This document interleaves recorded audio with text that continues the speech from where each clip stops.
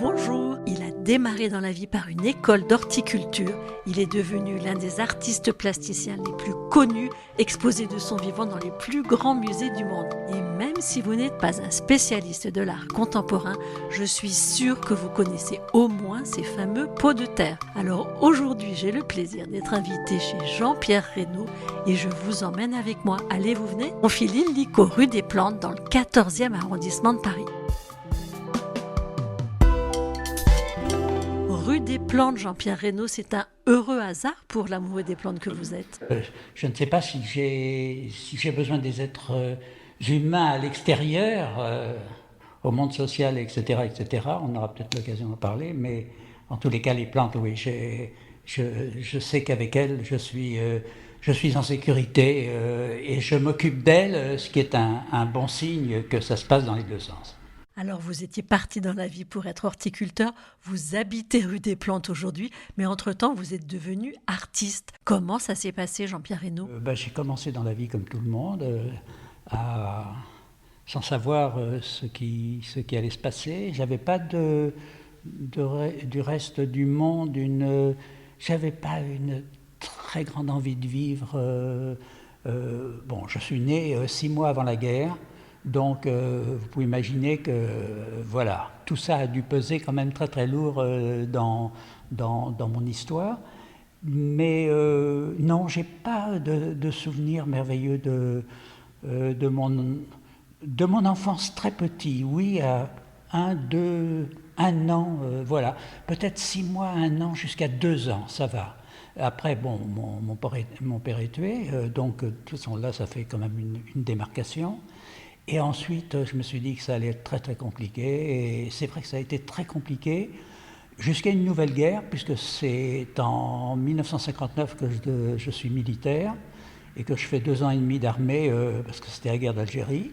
Alors je n'y suis pas allé parce que mon père, justement, avait été tué, et j'étais pupille de nation. Mais, je veux dire, rebelote, encore une fois, 2 ans et demi. Bon... Moi, je serais bien resté au lit et j'aurais bien attendu que tout se termine là. Et du reste, je suis resté 1 an après mon service militaire alité. Maman me nourrissait à la petite cuillère, pratiquement, je ne voulais plus vivre. Et puis un jour, subitement, parce qu'on va parler d'art, évidemment, ne vous inquiétez pas. Et puis un jour, après cette année comme ça, passée dans un isolement absolument complet, j'ai eu envie de m'exprimer, ça a été ma chance du reste, en tous les cas je pense que moi je le vis comme ça, et c'est là où je suis descendu, j'ai quitté mon lit, et puis je suis descendu, j'habitais Colombes, dans la banlieue parisienne, je suis descendu de mon petit garage, où j'avais quelques matériaux et quelques trucs.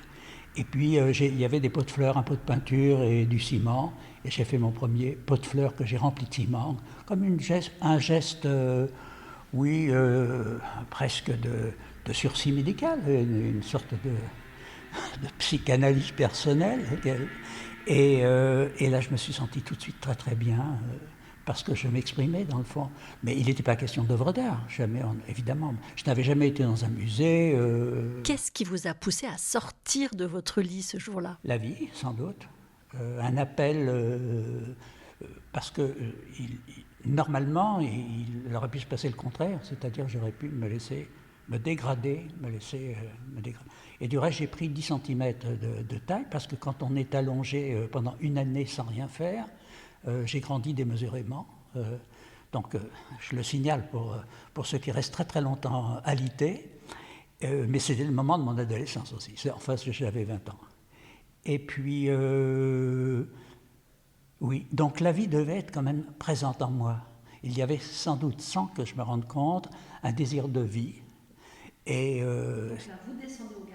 Je descends au garage, je fais ce premier pot de fleurs rempli de ciment, comme ça je mets les mains dans la peinture, je mets du ciment, j'attends même pas qu'il sèche, je fais la peinture, une sorte comme ça d'objet magique, et puis cet objet me plaît, et après j'en fais d'autres, j'en fais 7, 8, 9, 10, voilà, je sens une sorte de fièvre, comme ça, une sorte de drogue bénéfique. Et puis, alors je ne sais pas encore que je suis artiste, et à ce moment-là, tout va très vite. Autant avant, il ne se passait rien, autant là, tout va très vite. Je prends un pot de fleurs, je découvre que ces pots de fleurs remplis sont un moyen de m'exprimer, si vous voulez, et j'en prends un ou deux, je vais à Paris, moi qui n'allais jamais à Paris et tout ça. Et ça, c'est une chose très très étonnante et mystérieuse, parce que je n'étais pas étudiant, j'avais simplement mon certificat d'études, donc je n'avais aucune raison d'aller à Saint-Germain-des-Prés. Je descends à Saint-Germain-des-Prés, le métro est à côté d'une petite rue qui s'appelle la rue Montfaucon. Et là, il y avait une vitrine à la sortie du métro, et je vois dans cette vitrine des choses qui ressemblaient totalement à ce que je faisais, c'est-à-dire des choses totalement irrationnelles. Il y avait un monochrome de Klein, il y avait, je ne me souviens plus, un empaquetage de cristaux, enfin je ne sais pas, des choses, c'était le nouveau réalisme, vous voyez, ces objets de la réalité comme ça. Et alors là, j'ai un aplomb absolu, je rentre dans cette boutique, et je dis, je fais comme vous, je fais des choses comme ça. Mais je n'ai pas pensé une seconde si c'était une galerie d'art. Il se trouvait que c'était une galerie d'art et tout ça. Et j'ai été très très bien reçu. Ça a été très très. Ils m'ont dit, mais tu es des nôtres, tu es un artiste. Alors j'aurais dit, écoutez, si vous me dites que je suis un artiste. Pas d'école d'art, de belles rencontres et puis surtout une formidable pulsion de vie. Une pulsion de vie, une chance évidemment inouïe, mais tous ces facteurs qui font que certaines situations exceptionnelles se passent parce que tous ces facteurs sont réunis. Évidemment, dans la vie, c'est comme ça. Et donc, à partir de ce moment-là, alors ça a été extrêmement vite. J'ai rencontré quelqu'un qui m'a dit, mais c'est formidable, un marchand. Il m'a fait une grande exposition. Il avait présenté la première exposition de Francis Bacon à Paris, et vous voyez, et d'Yves Klein. Donc, je ne pouvais pas être au meilleur endroit. Et ensuite, on me dit, mais il ne faut pas que ça reste là, il faut que tu ailles à New York. Je vais à New York, Marcel Duchamp me reçoit en privé. Non, mais tapis rouge sur toute la longueur. Je l'ai raconté déjà plusieurs fois, c'est pour ça que ce n'est pas une invention de ma part. Vous voyez, l'histoire est belle, mais je n'ai pas besoin de l'embellir. Et donc, là, très rapidement, je comprends que, ben voilà, je fais ce qu'on appelle de l'art contemporain, disons, de l'art de mon époque, au tout début des années 60. Et l'art, au tout début des années 60, n'était pas quelque chose qui était extrêmement bien vu, du reste.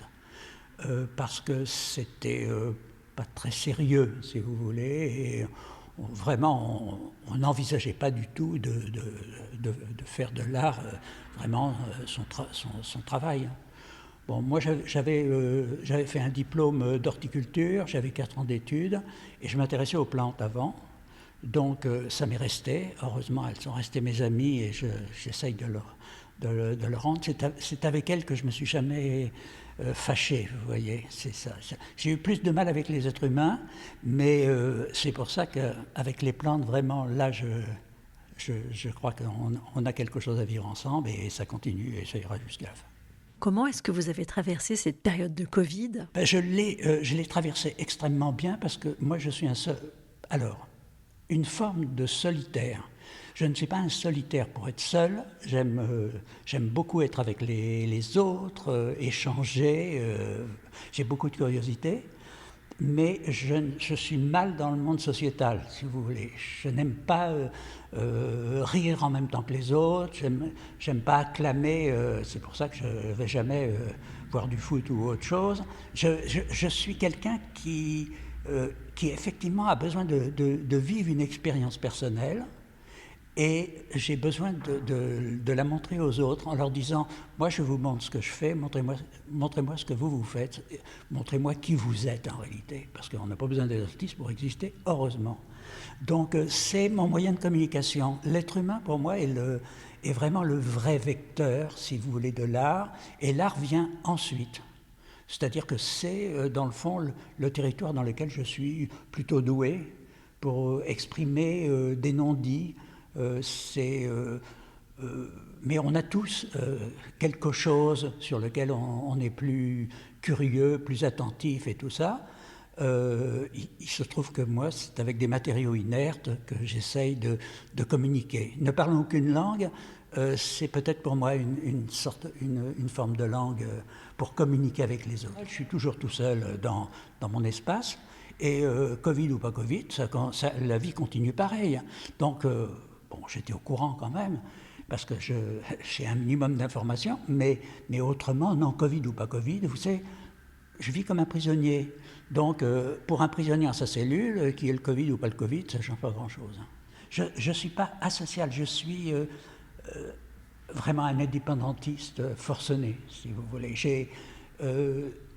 J'ai besoin de m'épanouir, j'ai besoin d'aller jusqu'au bout de mes limites, mais comme pardonnez-moi, mais comme un sportif de bon niveau, pour ne pas dire de haut niveau, voilà, c'est ça.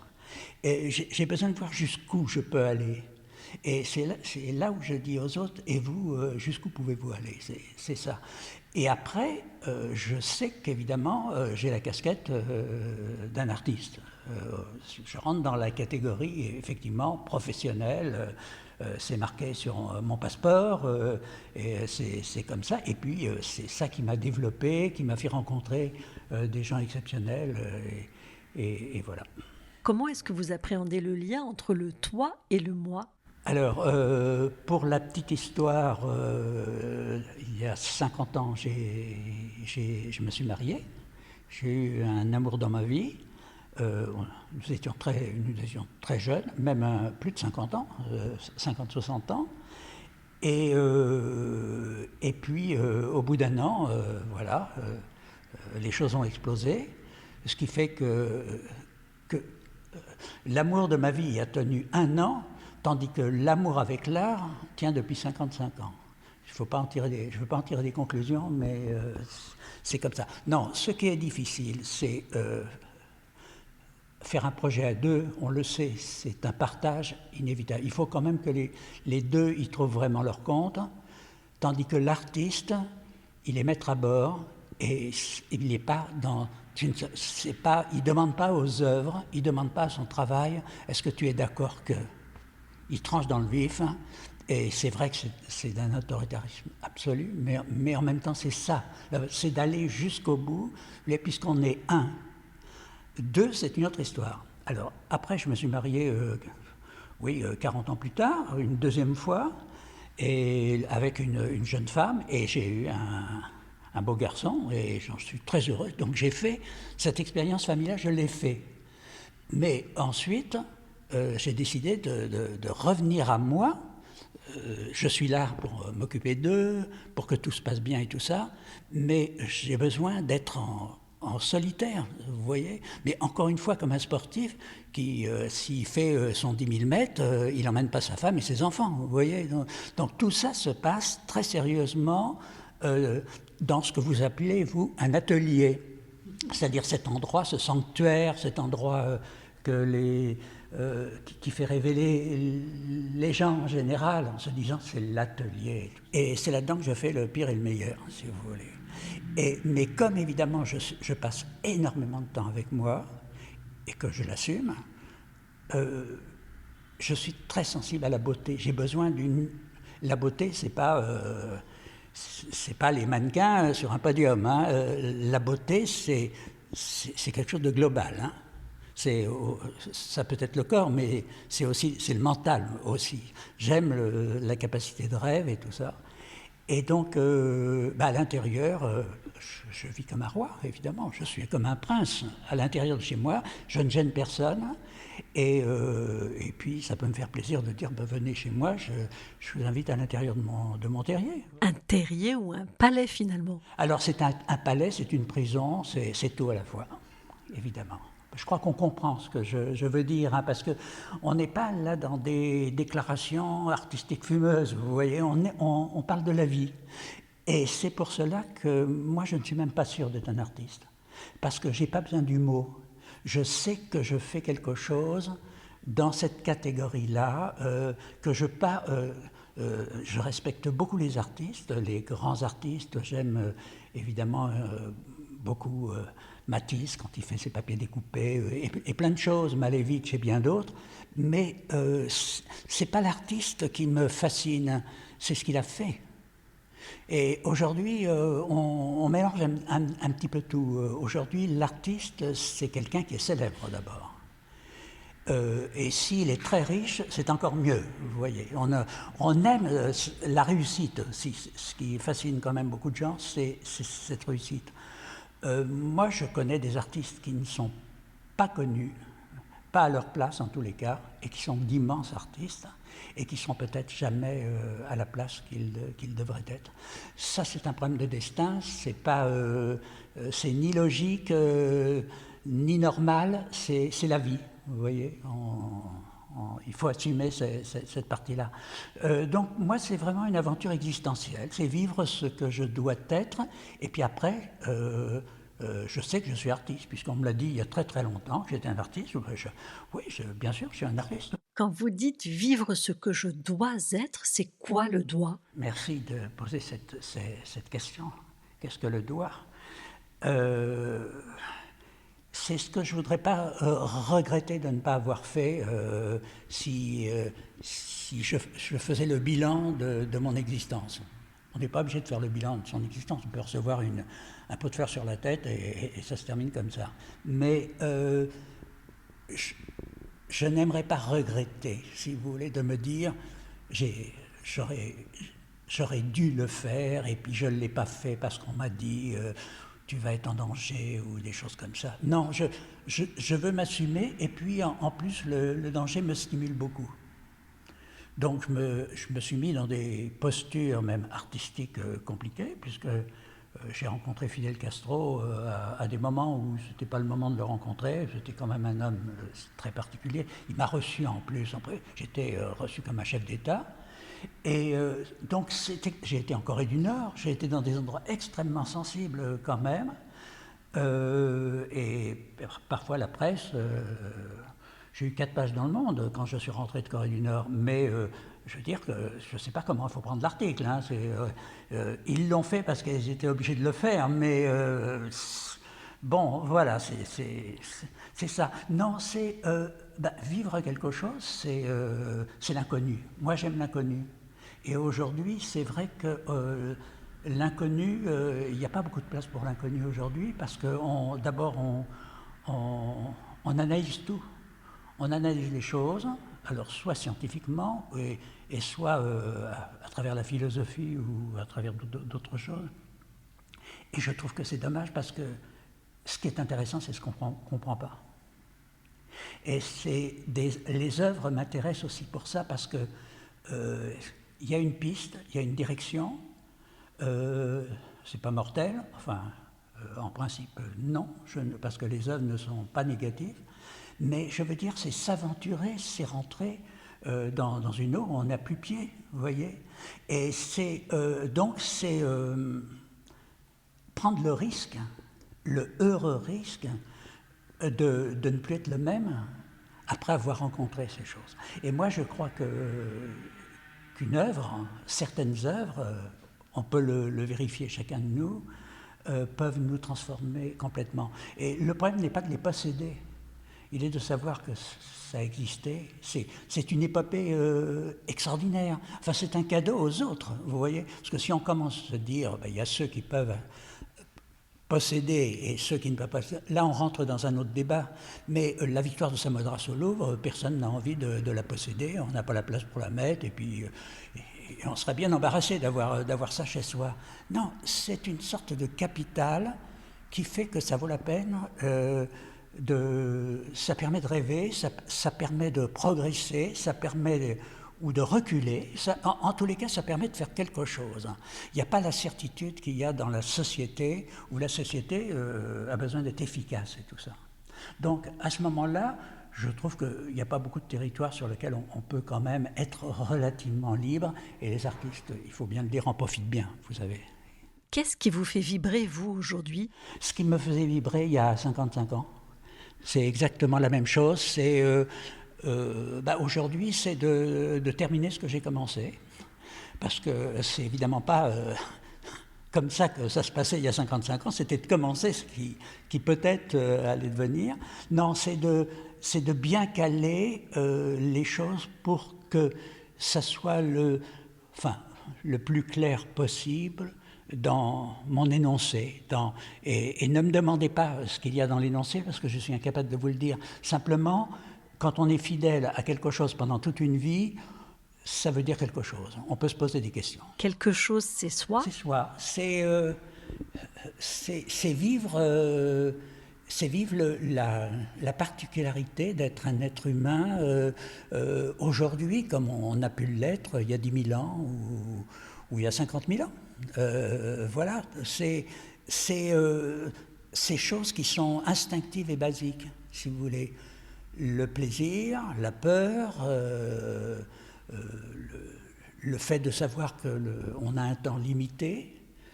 Et comme je ne suis pas quelqu'un qui est croyant, comme je suis complètement athée, automatiquement, j'ai aucun refuge. Je veux dire, il n'y a rien qui va me sauver. Tout ce que je fais, c'est maintenant. Le jour où ça s'arrête, tout s'arrête. Alors peut-être, c'est quelques brindilles comme ça, ces œuvres comme ça un petit peu éparses qui continuent à parler comme des poèmes, si vous voulez. Est-ce que vous pensez que sortir de dépression d'une année à l'ité aujourd'hui, ce serait plus compliqué que ça ne l'a été à votre époque ? Je ne peux pas être affirmatif sur des choses. Je sais ce que j'ai vécu et je ne sais pas... quand je vois mon fils qui a 18 ans, qui est construit, qui sait se servir des ordinateurs, des portables et du reste, je sais que... il va traverser les mêmes épreuves que moi. Peut-être qu'au lieu de vivre 85 ans ou 90 ans, il vivra peut-être jusqu'à 120 ans ou plus. Parce qu'effectivement, lui, il a encore un temps considérable. Et puis, on sent l'évolution de ces choses. Il ira peut-être sur une autre planète et tout ça. Mais moi, ça va. J'ai assez de travail sur cette planète-là. Et j'ai d'autant plus assez de travail que je suis né à Paris. Je vis à Paris et je meurs à Paris. Je ne bouge pas, vous voyez, c'est ça. Pour moi, il n'y a pas besoin de quitter le territoire, c'est une question de mètres carrés. Je ne vois pas ce que ça changerait. Alors j'ai fait le tour du monde 10 fois pour des raisons professionnelles, mais je n'avais qu'une envie, c'est de revenir ici. C'est de revenir. Mon terrier, il est là, je suis né à Courbevoie, dans la banlieue parisienne, et je sens que c'est ici que je vais clore mon histoire. Il y a une dernière chose encore dont j'aimerais que vous nous parliez, Jean-Pierre Reynaud. Vous m'avez dit que vous n'aviez pas de portable et que la vue d'une cuisinière vous donnait des boutons. Si j'ai pas de portable, c'est parce que je sais allumer un portable et je m'en sers d'appareil photo, si vous voulez. Mais je peux téléphoner, je ne vais pas faire celui qui ne sait pas téléphoner. Mais je ne sais pas faire les différentes choses qu'on fait avec un truc. Parce que j'ai mon cœur qui commence à battre, ça m'angoisse. De sentir qu'il y a 2 boutons. Un bouton ça va, mais 2 boutons ça ne va plus, vous voyez. Vous savez, vous mettez ça dans une cuisine, c'est pareil. C'est pour ça que de toute ma vie, je n'ai jamais fait chauffer quelque chose. Et c'est pour ça que je n'ai pas de cuisine. La cuisine me sert de dépôt. C'est-à-dire, je rentre dans un lieu, ici c'est un lieu locatif, je loue cet endroit, mais la cuisine, tout de suite, ça me sert, il y a l'évier qui me sert, et puis, je me fais un thé le matin, je veux dire, avec un petit truc, parce qu'il suffit d'appuyer sur un bouton, voilà, c'est ça. Mais non, je n'ai jamais fait chauffer quelque chose, ce qui prouve qu'on peut vivre, vous voyez, toute sa vie, même en mangeant froid. Mais je ne suis pas malheureux, c'est ma méthode, si vous voulez. Et puis, quand je vais au restaurant, alors évidemment, je profite, je savoure, parce que là, c'est l'endroit où on mange chaud. Voilà, il y a la chaleur des autres, et puis il y a la chaleur des plats. Alors là, c'est des voluptés que peut-être on oublie quand on mange tous les jours chaud. Voilà.